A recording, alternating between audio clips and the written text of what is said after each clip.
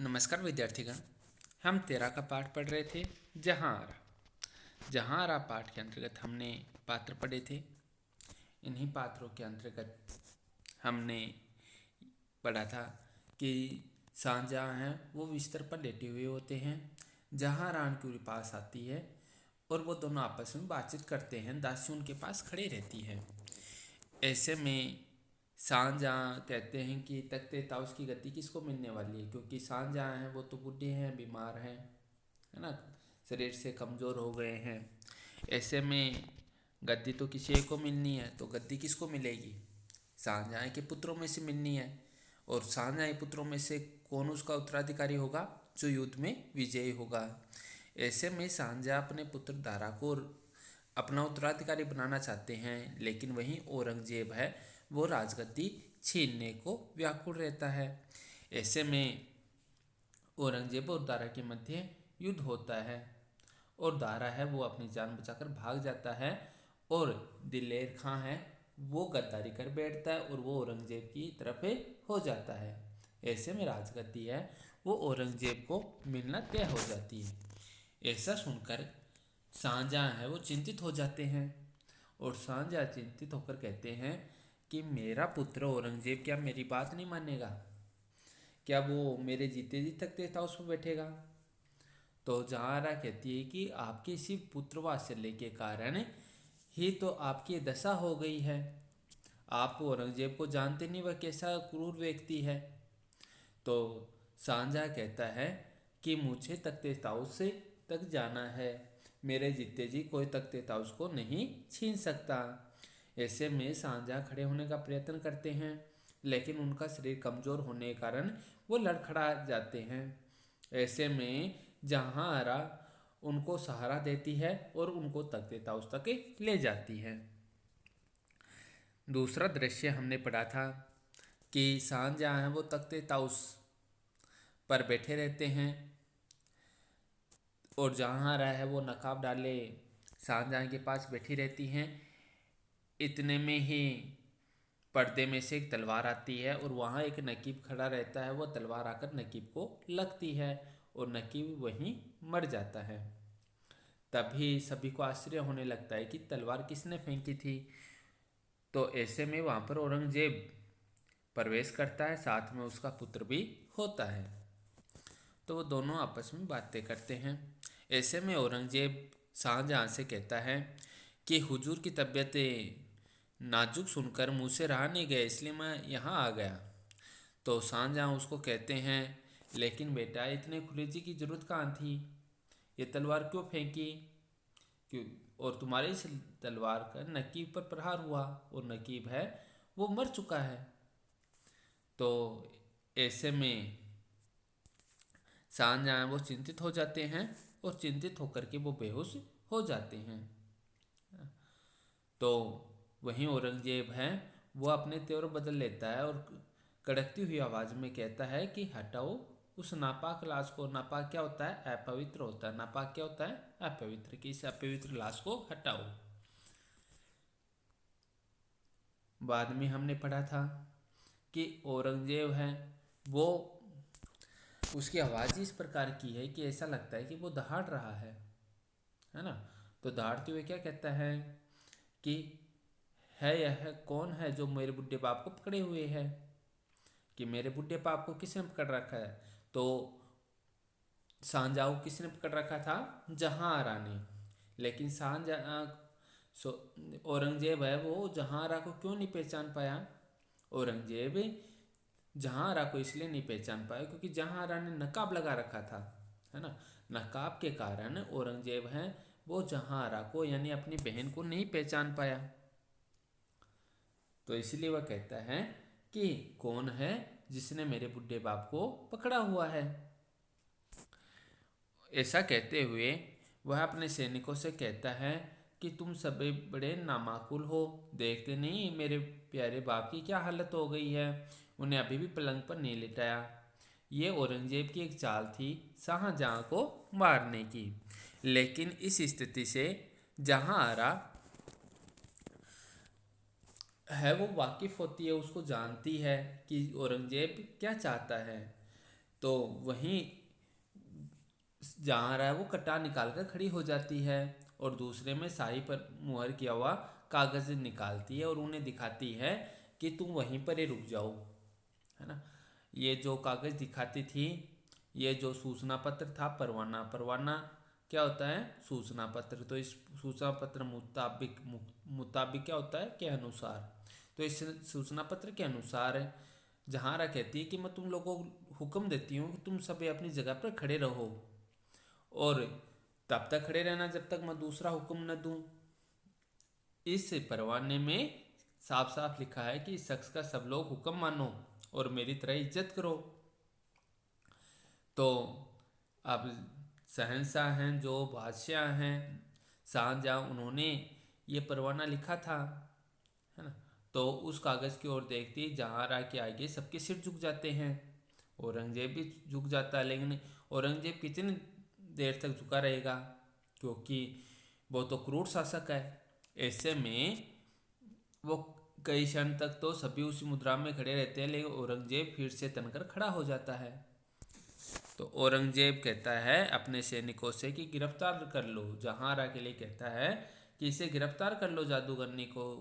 जादूगरनी क्यों बताया है, क्योंकि वह कहता है ये सब झूठा फसाद होता है, झगड़ा कि ये सब झूठा झगड़ा है, इसके पास ये सही प्रमाण दिखा रही है ना, ये सही नहीं है ना। और वो साफ साफ कहता है कि हम सिवाय शाहजहाँ के और किसी को नहीं मारेंगे, क्योंकि शाहजहाँ को मारने से ही तो तख्त ताउस पर औरंगजेब का अधिकार हो पाता। इसलिए वह शाहजहाँ को यानी अपने पिता को ही मारने पर आतुल हो रहा था। तो सभी लोग जहारा की ओर बढ़ते हैं, लेकिन जहारा अपने नकाब को हटाती है तो सब लोग आश्चर्यचकित हो जाते हैं कि अरे ये तो जहांरा है ना। और सभी जहांरा को देख करके फिर पीछे सरक जाते हैं। तभी औरंगजेब क्या कहता है, कहता है कि बादशाह बेगम का दिमाग बिगड़ गया है क्या, जो यहाँ पर आ गई, वरना इस बेशर्मी के साथ यहाँ ना आती। तो ऐसे में जहांरा क्या कहती है, जहांरा कहती है कि औरंगजेब के दिमाग को क्या हुआ है ना, जो वह अपने बाप के साथ इस तरह बेअदबी से पेश आ रहा है। इतने में ही ये दोनों आपस में बातचीत करते हैं। तो औरंगजेब का बेटा है वो फुर्ती से जहांरा के हाथ से कटार झपट लेता है और क्या कहता है कि मैं अदब, अदब क्या होता है, इज्जत, और कहता है कि मैं इज्जत के साथ कहता हूँ कि आप महल में चलें, नहीं तो क्या बता रहा है, नहीं तो आगे जहांरा कहती है कि औरंगजेब तुम्हें बिल्कुल भी दया नहीं आती। तो औरंगजेब कहता आती क्यों नहीं है, शहजादी जैसे तुम्हारा दारा तुम्हारा भाई था वैसा ही तो मैं था, मैं भी तो तुम्हारा भाई था, फिर तरफदारी क्यों, कि तुम उसकी तरफदारी क्यों करती हो। तो जहांरा ने जवाब दिया वह तो बाप का तख्त नहीं लेना चाहता था, यानी बाप की राजगद्दी नहीं लेना चाहता था, वह तो उनके हुक्म से सल्तनत का काम चलाता था। तो औरंगजेब कहता है तो क्या मैं वह काम नहीं कर सकता कि मैं भी तो सल्तनत का काम चला सकता हूँ, है ना। अब बहस बेकार है, आप महल में जाएं। जहांरा को महल में जाने के लिए कहता है। तो वहीं जहांरा है वो कातर दृष्टि से वर्द और मूर्छित, मूर्छित क्या होता है, बेहोश, बेहोश पिता को देखती हुई शहजादे की बताई राह से महल के भीतर चली जाती है। हमने यहाँ तक पढ़ा था। आगे आता है तीसरा दृश्य। तीसरा दृश्य क्या बताया गया है कि यमुना नदी होती है, उसी के किनारे महल होता है। उस महल में शाहजहाँ पलंग पर लेटे हैं, जैसे कि आप चित्र में देख सकते हो। शाहजहाँ वो पलंग पर लेटे हुए हैं और जहांरा उनके सिराने बैठी हुई है, यानी जहांरा उनके पास बैठी हुई है ना, और शाहजहाँ पलंग पर लेटे हुए हैं। आप इसको चित्र के माध्यम से देख सकते हो। सूत्रधार क्या बताते हैं, सूत्रधार बताते हैं जहांरा से जब औरंगजेब ने पूछा था कि वह कहाँ रहना चाहती है, तब उसने केवल अपने वर्द और हतभागे, हतभागे किसको कहते हैं, अभागा को कहते हैं हतभागे, पिता के साथ रहना स्वीकार किया। कि उसने कहा कि मैं तो अपने पिता के साथ में रहूंगी। औरंगजेब ने कहा कि जहांरा तुम्हारे पास दो ऑप्शन है, एक तो या तो तुम्हें पिता को मरवा दो और तुम इस महल में सारी सुख सुविधा के साथ में रह सकती हो, या फिर दूसरा रास्ता यही है कि तुम पिता के साथ में रहना चाहो तो ये सारी सुख सुविधाएं तुम्हें त्यागनी होंगी। तो जहांरा ने कहा कि पिता ने मुझे पाला है, पोसा है ना, इतना बड़ा किया है, तो ऐसे में आज मेरा दायित्व बनता है कि मैं अपने पिता की सेवा करूं। तो ऐसे में मैं अपने पिता के पास ही रहना स्वीकार करूंगी। और वह साधारण दासी के वेश में अपना जीवन अपने भाग्य पिता की सेवा में व्यतीत करने लगती है ना। एक दासी बन जाती है, जो वेशभूषा होती है ना, रानी पहनती हैं, है ना, तो शहजादी पहनती हैं, तो उन वेशभूषा को उसने त्याग दिया और इसके साथ में उसने बदन पर केवल सादे वस्त्र ही पहन लिए। तो उसने दासी का वेश बना लिया था। दासी का वेश क्यों बनाया? अपने पिता की सेवा करने के लिए। अब उसके बदन पर केवल सादे वस्त्र शोभा बढ़ाते हैं। शाही महल में चारों ओर शांति का आभास होता है। जहांरा ने जो कुछ उसके पास था सब सामान गरीबों को बांट दिया और अपने बहुमूल्य अलंकार, अलंकार क्या होते हैं? गहने होते हैं, आभूषण होते हैं बहुमूल्य, जिनका मूल्य बहुत ज़्यादा होता है, वो उसका अर्थ होता है बहुमूल्य। तो जो बहुमूल्य आभूषण थे वो भी उसने पहनने छोड़ दिए थे, यानी सादा वेश पहनना शुरू कर दिया उसने।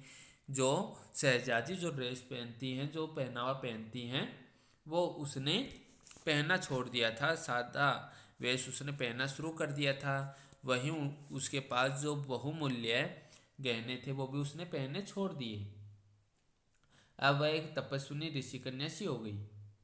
या कर शाहजहाँ लेटे लेटे आंखें खोलता है। शाहजहाँ कहते हैं, बेटी अब दवा की कोई ज़रूरत नहीं है, यादें खुदा ही दवा है। अब तुम इसके लिए कोशिश मत करना कि दवा लेने की आवश्यकता नहीं है, तुम इसके लिए कोई कोशिश मत करना।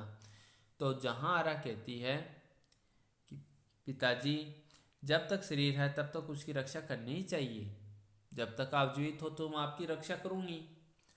शाहजहाँ चुपचाप लेटे हैं। थोड़ी देर तक जहांरा दवाई के लिए बैठी रहती है, फिर उठकर दवा की शीशी यमुना के जल में फेंक देती है। जो खाली शीशी होती है ना, उसको यमुना के जल में फेंक देती है। दवाएं फेंकने के बाद भी वहाँ से हटती नहीं, बल्कि यमुना के प्रवाह को देखते हुए, प्रवाह क्या होता है? जो यमुना नदी बहती हुई है उसको कहते हैं प्रवाह। तो उसको देखते हुए मन ही मन कुछ बुदबुदाने लगती है। यानी दवा की शीशियाँ यमुना नदी में तो उसने फेंक दी, लेकिन उसको फेंकते हुए वह कुछ कहने लगती है। जहांरा कहती है, यमुना का प्रवाह पहले जैसा ही है, मुगल साम्राज्य भी तो वैसा ही है, कि मुगल साम्राज्य भी वैसा ही है। शाहजहाँ जीवित हैं लेकिन तख्त ताउस पर वह नहीं बैठते। यानी आज भी शाहजहाँ तो जीवित हैं, तो तख्त ताउस पर कौन बैठेगा? शाहजहाँ ही बैठेंगे, लेकिन शाहजहाँ की तबीयत अच्छी नहीं है, इसलिए तो वो नहीं बैठ पा रहे। सूत्रधार बताते हैं कि शहजादी तपस्विनी हो गई। तपस्विनी का क्या मतलब है? कि शहजादी है वो अपने पिता की सेवा में लग गई। उसके हृदय में वह पुराना तेज अब नहीं है। पुराना तेज, जो तेज था ना औरंगजेब के साथ लड़ने का, जो एक शहजादी में होना चाहिए, वो तेज अब नहीं है। क्यों? क्योंकि अब तो ये दासी बन चुकी है, यानी अपने पिता की सेवा में लग चुकी है। किंतु एक अलौकिक तेज से वह कांति में हो गई। उसकी उदारता पहले से बढ़ गई, लेकिन तेज तो उसमें नहीं है, लेकिन उदारता है ना, वो पहले से भी ज़्यादा बढ़ गई है। दीन दुखियों, दिन होते हैं गरीब, दीन, दीन का क्या अर्थ होता है? गरीब। इसके दो हैं, अपन ये छोटी मात्रा लगा देते हैं ना, इस दिन का अर्थ तो क्या होता है? दिवस होता है। क्या होता है? दिवस, है ना। और ये जो बड़ी वाली मात्रा होती है ना, इसको बोला जाता है दीन। दीन का अर्थ होता है गरीब, है ना। मैंने एक बार पहले ही बताया था आपको, ध्यान में रखा करो। तो इस दिन का क्या अर्थ हुआ? गरीब। तो दीन दुखियों के साथ उसकी ऐसी सहानुभूति थी कि लोग उसे मूर्ति में करुणा मानते थे। यानी मूर्ति में करुणा मतलब है जो दीन दुखियों की सेवा करने वाली होती है, उसके दुख दूर करने वाली होती हैं, उसे कहते हैं मूर्ति में करुणा। उसकी चाल से पाषाण हृदय, पाषाण हृदय, पाषाण का अर्थ होता है पत्थर, और हृदय तो पत्थर, हृदय होता है जो अपना दिल होता है, जो पत्थर की तरह हो जाता है। तो औरंगजेब का जो हृदय है वो पत्थर की तरह था। वह भी विचलित हुआ कि उसने देखा कि जहांरा तो कैसे बूढ़े पिता की सेवा कर रही है, तो ऐसे पत्थर के हृदय वाला औरंगजेब भी विचलित हो गया था कि इसको देखो कितनी दया करती है, गरीब हैं जो दीन दुखी लोग हैं उन पर भी ये दया कर रही है, बुढ़ा पिता है तो उसकी भी ये सेवा कर रही है। तो ऐसे में औरंगजेब का जो पाषाण हृदय था ना वो भी विचलित हो गया। मंच पर सेवकों दासियों का प्रवेश होता है, जहां आराम उन्हें उपहार देकर विदा करती है, फिर शाहजहां को मंच से नेपथ्य की ओर ले जाती है। सूत्रधार बताते हैं कि जिसकी सेवा के लिए सैकड़ों दासियां हाथ बांधकर खड़ी रहती थी, वह स्वयं दासी की तरह अपने पिता की सेवा करती हुई अपना जीवन व्यतीत करने लगी। यानी जो राजमहल में जो राजकुमारी होती हैं, है ना, तो उसकी दासियां सेवा करती हैं, लेकिन यहाँ पर तो क्या है कि शहजादी खुद ही दासी बनी हुई है ना? तो उसके लिए बताया कि सैकड़ों दासियां का अर्थ है बहुत सारी दासियां जो हाथ बांध कर खड़ी रहती थी, वह स्वयं दासी की तरह अपने पिता की सेवा करती हुई अपना जीवन व्यतीत करने लगी, कि जहाँ रहा है अपने पिता की सेवा करते हुए अपना जीवन बिता रही है। वर्द शाहजहां, शाहजहां तो बुढ़े हो गए ना, तो वर्द का क्या अर्थ होता है? बुढ़ा।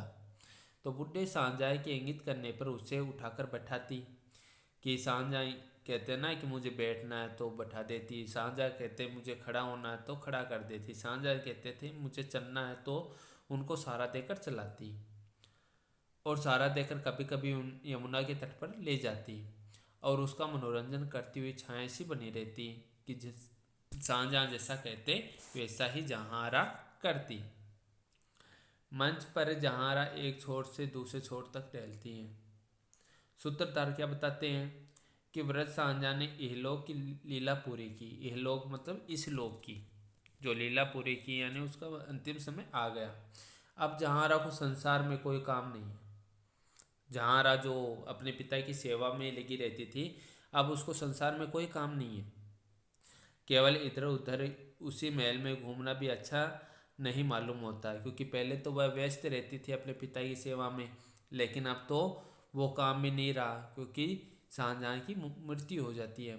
उसकी पूर्व स्मृति, पूर्व का मतलब पहले, स्मृति होती है याद, है ना, तो उसकी पहले की जो यादें हैं उसे और भी सताने लगी। वह बहुत क्षीण हो गई, बीमार पड़ी, परंतु दवा कभी न पी। तो उसने दवाई नहीं ली, बीमार हो गई लेकिन दवाई नहीं ली उसने। धीरे धीरे उसकी बीमारी बहुत बढ़ी और उसकी दशा बहुत खराब हो गई।